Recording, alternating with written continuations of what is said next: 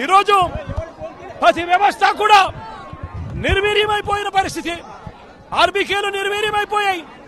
ఆర్బీకేలో అనుసంధానంగా ఉన్న integrated labs ఈరోజు నిర్వీర్యమైపోయినాయి.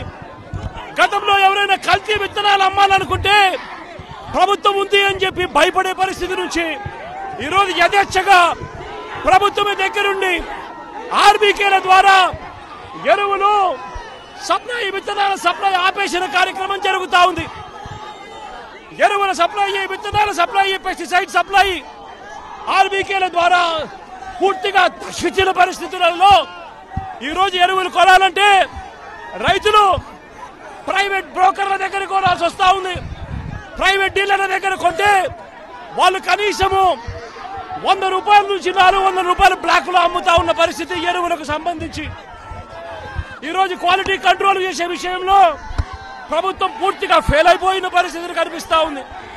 నాణ్యమైనవి మాత్రమే అమ్మే పరిస్థితి గతంలో ఆర్బీకేల ద్వారా చేస్తే రాష్ట్ర ప్రభుత్వం ఈరోజు నాణ్యమైనటివి ఏవి కూడా రైతులకు సప్లై కాకుండా ఉండే పరిస్థితి ఈరోజు రాష్ట్రంలో నెలకొని ఉంది.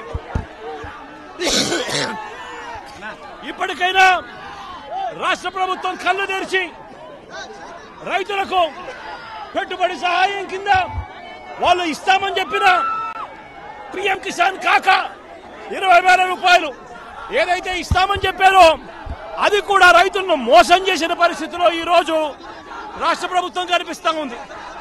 రైతులకు ఈరోజు 0 వడ్డీ రాని పరిస్థితి ఈరోజు రైతాంగం మీద కనిపిస్తా ఉంది. ఈరోజు ప్రతి విషయంలోనూ కూడా రైతులు ఈ ప్రభుత్వంలో నష్టపోయిన పరిస్థితుల మధ్య చంద్రబాబు నాయుడు గారు ఇప్పటికైనా కళ్ళు తెరవాలి, గుంటూరు మిర్చి యార్డుకు రావాలి, వచ్చి రైతుల కష్టాలు తెలుసుకొని రైతులకు కనీస గిట్టుబాటు ధర వచ్చే విధంగా రైతుల కోసం చంద్రబాబు నాయుడు గారు గట్టిగా నిలబడకపోతే తీవ్రమైన పరిణామాలుంటాయి. రాబోయే రోజుల్లో రైతుల తరపున చంద్రబాబు నాయుడు గారిని హెచ్చరిస్తా ఉన్నాం. ఈరోజు ఇక్కడ కూడా పరిస్థితి ఏమిటి అంటే ఒక ప్రతిపక్ష నాయకుడు ఇక్కడికి వస్తున్నాడు అనంటే, రైతులతో మాట్లాడే ప్రయత్నం చేస్తున్నాడు అనంటే కనీసం పోలీసుల భద్రత కూడా చంద్రబాబు నాయుడు గారు ఇవ్వని పరిస్థితి. నేను ఇదే చంద్రబాబు నాయుడు గారికి చెప్తా ఉన్నా, ఎల్లకాలం మీ ప్రభుత్వం ఉండదు. రేపొద్దున ప్రతిపక్షంలో మీరు కూర్చున్నప్పుడు ఇదే మాదిరిగా పోలీసు భద్రత మేము తీసేస్తే ఎలా ఉంటుందో ఒక్కసారి ఆలోచన చేసుకో చంద్రబాబు. నువ్వు చేస్తా ఉన్నది కరెక్టా కాదా అన్నది కూడా ఒకసారి ఆలోచన చేసుకోమని చంద్రబాబు నాయుడు గారికి ఈ సందర్భంగా గట్టిగా చెప్తా ఉన్నాం, విజ్ఞప్తి.